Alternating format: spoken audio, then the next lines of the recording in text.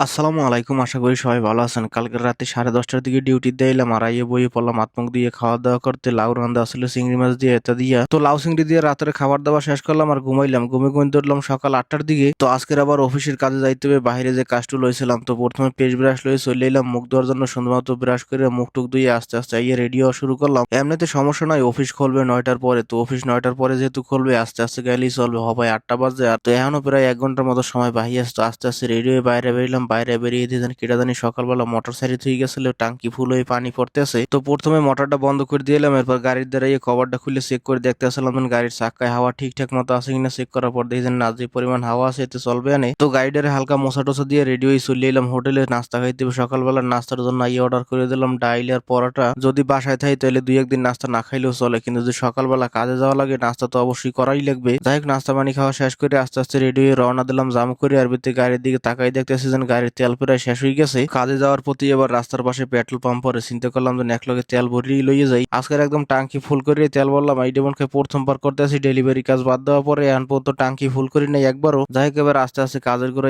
কাজ কামও শেষ করে হেলাইলাম। আজকের কাজ একটু বেশি করা লাগছে, কারণ তো অফিসের ভিতরে পুরান যে কার্পেট লাগাইনি আসলে এইগুলোতে উড়ে হেলাইছে, কিন্তু নিচে এই যে ফোম জাতীয় প্লাস্টিক আছে এইগুলো আর উড়ে নাই। আজকের পুরাটা দিন এইগুলোই উড়ান লাগছে আমার। তবে বেশি না, একটা রুমই মাত্র পরিষ্কার করা লাগছে। আর এই কাজ শেষ করতে করতে প্রায় 11:30 বাজে গেছে। তো কাজ কাম শেষ করে বাসার দিকে আমু। এর ভিতরে মনে পড়ে বাসায় তো তেল শেষ হয়ে গেছে আর চাউলও শেষের দিকে। এই জন্য চিন্তা করলাম যে নেক্সট উইক একটু ঘুরে দিয়ে যাই। আর মার্কেটে যাওয়ার পর দিয়ে অফার তো আগেরটাই চলতে আছে। 100 রিয়ালের যদি মাল কিনি তাই 10 রিয়ালের একটা তেল নিতে পারতাম। আর এদিকে 13-14 রিয়াল করেও তেল আছে, কিন্তু এগুলো একদম বেকার তেল। কই এদিকে চাউলের দিকে ঘুরে দিয়ে দেখি কি অবস্থা। চাউল দেখি আগের মতনই আছে, 33 টাকা করে বস্তা, যায় 28 রিয়াল করে। আসলে মূলত কোনো চাউলের ভিত্তি তেমন কোনো ডিসকাউন্ট নাই। চলে এলাম মাছের দ্বারা যেন কয়টা চিংড়ি মাছ নিতে পারে নিয়ে জায়গা। হওয়ার পর দিয়ে চিংড়ি মাছের দাম হয়ে গেছে 45 রিয়াল করে কিলো, যা 26 রিয়াল। আসলে কই কাম সারছে, আজকের আর কোনো কিছু কেনারই দরকার নাই। হুদা যায় গাড়ির সিটটার আরো গরম করলাম। রোদের ভিতরে এদিক ওদিক ঘোরাঘুরি না করে বাসায় চলে এলাম। আর আইয়ে প্রথমে চাউল কয়টা ধুয়ে লই এলাম, আইনে বয় দিলাম রাইস কুকারের ভিতরে। এদিকে লাউয়ের তরকারি যে কালকের পাক করছিলাম চেক করে দেখলাম যে মাশাআল্লাহ তরকারি ভালোই আছে, খালি গরম দিলেই চলবে না। যা আছে এটা দিয়ে আজকের দিন চালান যাইবে না। তরকারিটা সুন্দর মতো উল্টাই পাল্টাই গরম দিলাম আর গরম দিয়ে চলে গেলাম গোসল দিতে। গোসল টোসল দিয়ে ইয়ে বই পড়লাম খাওয়া দাওয়া করতে। ভাত হইতে বেশি সময় লাগে না, 20-25 মিনিটের ভিতরে ভাত হয়ে যায়। যাই হোক, দুপুরের খাওয়া দাওয়া করে একটু রেস্ট করলাম আর আস্তে আস্তে আবার 2:30টার দিকে রেডি হওয়া শুরু করলাম। ডিউটিতে যাইতে হইবে। প্যান্ট শার্ট টার্ট পরে রেডি হয়ে ঠোঁটের ভিতরে একটু বেজলি লাগাইলাম আর বাইরে বেরিয়ে জুতা টোতা পাই দিয়ে সোজা চলে এলাম ডিউটিতে। আর কোম্পানির ডিউটিতে আওয়ার পর তো প্রতিদিন একই কাজ। প্রথমে চা গাওয়া বানাইতে হইবে, এরপর বাকি কাজ। তো প্রথমে চা বানাইনে কাজ শেষ করে হেলাইছি। গাওয়া দিকে হইতে আছে খাজুর বানাইতে হইবে। আর খাজুরটা রেডি করার পর এদিকে গাওয়া হয়ে গেছে,